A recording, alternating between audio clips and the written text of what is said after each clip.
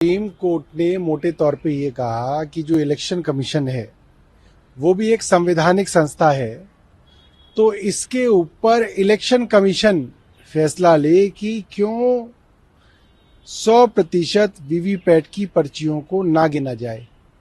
अब सवाल ये उठता है कि इलेक्शन कमीशन क्या इसके ऊपर फैसला लेगा।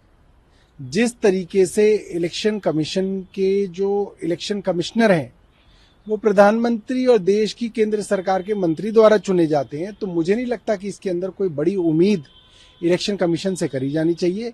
मगर हम ये बात केंद्र सरकार से पूछना चाहते हैं कि केंद्र सरकार को इसमें क्या परेशानी है कि वीवीपैट की जो पर्चियां हैं उनकी गिनती हो। इसमें भारतीय जनता पार्टी को ऐतराज क्यों है, उनको क्या समस्या है, वो क्या छिपाना चाहते हैं, क्या चोरी हो रही है जिससे बच के भारतीय जनता पार्टी भाग रही है। लेकिन ये तो अब इलेक्शन कमीशन के पास है, तो आप इस पे केंद्र सरकार क्या रोकेंगे?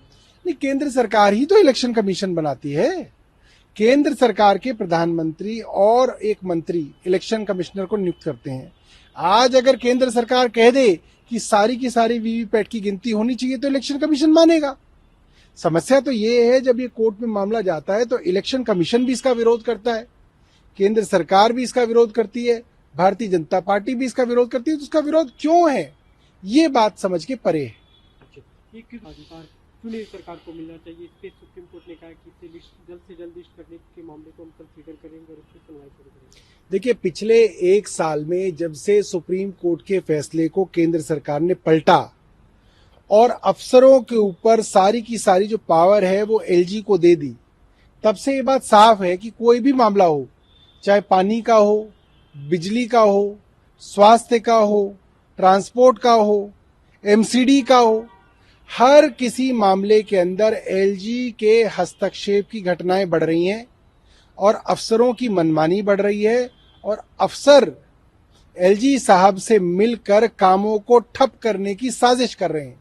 चाहे वो अस्पतालों में दवाई का मामला हो, पानी का मामला हो, सीवर का मामला हो, और ऐसे कई मामले हाई कोर्ट और सुप्रीम कोर्ट में पहुंच गए हैं। तो अब कोर्ट्स को भी मालूम है, सुप्रीम कोर्ट को भी मालूम है कि एक सर्विसेज को एलजी को देने की वजह से पूरी दिल्ली सरकार के काम को ठप करने की साजिश एलजी साहब के दफ्तर से की जा रही है। इसलिए ये बहुत जरूरी है कि इस पे सुप्रीम कोर्ट अपना बेंच बनाए और जल्द से जल्द फैसला करे। देखिए, दिल्ली के लोग इस बात से बहुत व्यथित हैं कि उनके बेटे, उनके भाई, उनके नेता, उनके हीरो अरविंद केजरीवाल आज एक झूठे फर्जी मुकदमे के अंदर जेल में जबरदस्ती रखे गए हैं। और लोग चाहते हैं कि अरविंद केजरीवाल जी की पत्नी से वो मिलें, अरविंद केजरीवाल जी की पत्नी को आशीर्वाद दें और उनको कहें कि घबराना नहीं है, पूरी दिल्ली आपके परिवार के साथ खड़ी है, पूरी दिल्ली मुख्यमंत्री के साथ खड़ी है। तो उस लिहाज से उनका इस प्रचार के अंदर आना दिल्ली वालों को बहुत पसंद आएगा और दिल्ली वाले चाहते हैं कि उनसे मिला जाए। लेकिन बीजेपी की तो परेशानी होगी, तो हम कोई बीजेपी को खुश करने के लिए कोई ना काम करते हैं। उनको परेशानी तो हो, उनको परेशानी होगी इसलिए क्योंकि सुनीता केजरीवाल जी के प्रचार में आने से भारतीय जनता पार्टी का नुकसान शुरू होगा, इसलिए उनको परेशानी होगी। अभी दिल्ली की 2 सीट बाकी राज्यों में भी जाएंगी, दिल्ली की भी और सीटों पे वो जाएंगी। अभी शुरुआत में ईस्ट दिल्ली और वेस्ट दिल्ली में उनका शेड्यूल लगा है, बट शेड्यूल उनके आगे भी लगते रहेंगे। आज एमसीडी में मेयर और डिप्टी मेयर का चुनाव प्रस्तावित था, उनका चुना जाना था, लेकिन क्योंकि आप यूडी मिनिस्टर है तो इस पर स्पष्ट जवाब दे सकते हैं। राज्यपाल की तरफ से कल जो लेटर है उसमें कहा गया कि मुख्यमंत्री नहीं है, मुख्यमंत्री की तरफ से कोई लेटर नहीं आ पाया, इसलिए चुनाव नहीं हुआ और आज एमसीडी में काफी हंगामा देखने को मिला। देखिए, मैं इस बात को पूरी जिम्मेदारी से कह रहा हूं कि एलजी साहब गलत कह रहे हैं, गलत बयानी कर रहे हैं। जब पहली बार दिल्ली में मेयर का इलेक्शन होना था, आम आदमी पार्टी जीत के आई थी, तब प्रथा ये थी, परंपरा ये थी कि सीनियर मोस्ट काउंसलर को प्रिसाइडिंग ऑफिसर लगाया जाएगा मेयर के चुनाव में। सीनियर मोस्ट कौन थे? मुकेश गोयल। फाइल पे नाम किसका आया? मुकेश गोयल जी का। सीएम ने और यूडी मिनिस्टर ने किसका नाम प्रस्तावित किया? मुकेश गोयल का। मगर बनाया किसको? सत्या शर्मा को, भारतीय जनता पार्टी की एक कम एक्सपीरियंस वाली पार्षद को बनाया एलजी साहब ने। क्यों बनाया? क्योंकि बेईमानी कराना चाहते थे, बेईमानी पकड़ी भी गई। उसके बाद एल्डरमैन लगाने का मामला था, वो भी हमेशा चुनी हुई सरकार बनाती आई है। कांग्रेस के जमाने में शीला दीक्षित बनाती थी।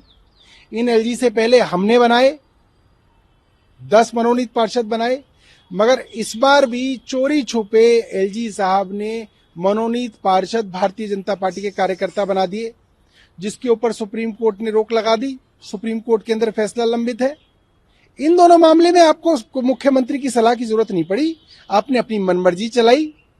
यहां पे आपने ये बहाना बना दिया कि आपको मुख्यमंत्री की सलाह चाहिए। इनको कोई सलाह नहीं चाहिए, ना इन्होंने कभी सलाह मानी है। मैंने आपको 2 उदाहरण दे दिए। सिर्फ एक दलित का बच्चा मेयर की कुर्सी पे ना बैठ जाए, इस गंदे ख्याल की वजह से भारतीय जनता पार्टी ने इस चुनाव को टाला है। उनकी एक घटिया मानसिकता, दलित विरोधी मानसिकता आज पूरे देश के सामने आ गई। और आज जिस तरीके से एमसीडी के सदन के अंदर भारतीय जनता पार्टी के पार्षद नाच रहे थे, खुशियां मना रहे थे, वो वीडियो सब जगह चल रही है, उससे पता चलता है कि मेयर इलेक्शन रद्द कराने में भारतीय जनता पार्टी शामिल थी और वो इस बात से खुश हैं कि कोई दलित का बच्चा मेयर नहीं बन पा रहा। आपकी भूमिका रोल प्ले करिए, कैसे हो सकता है?